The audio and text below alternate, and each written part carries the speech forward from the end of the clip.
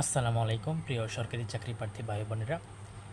আপনারা যারা সরকারি কর্মচারী হাসপাতাল অফিস সহায়ক পদের কয়েকদিন আগে পরীক্ষা দিয়েছেন, তো তাদের কিন্তু ফলাফল প্রকাশ পেয়েছে। এই বিষয়টা আলোচনা করব, তাই অবশ্যই শেষ পর্যন্ত দেখুন।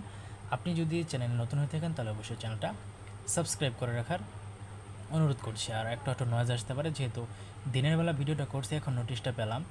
তো আমি এমনিতে সকালে ভিডিও করি, যার জন্য নয়েজ হয় না, বাট এখন দিনে করছি, একটু একটু নয়েজ হতে পারে, আমি একটু দুঃখিত ভাই। হ্যাঁ, ঠিক আছে, আচ্ছা, আপনি একটু দেখে নেবেন। তো বিষয় নতুন হলে সাবস্ক্রাইব করে সঙ্গে থাকবেন। বিষয় অফিস সহায়ক পদে লিখিত পরীক্ষার ফলাফল।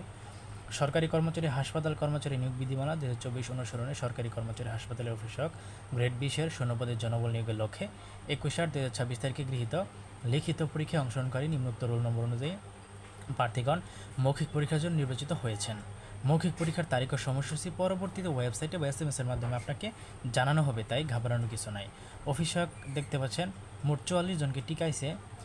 প্রথম দেখতে পাচ্ছেন, আমি শেষের রুলগুলো বলছি, শেষের সংখ্যাটা 69, 46, 58, 30, 31, 34, 95, 93, 09, 92, 23, 59, 78, 82, 68, 84, 13, 65, তারপর 06, 77, 81, 53, 54, 86, 52, 70, 14, 15, 20, 73, 72, 73, 61, 07, 67, 04, 79, 81, 11, 53, 14, 03, 60, 75।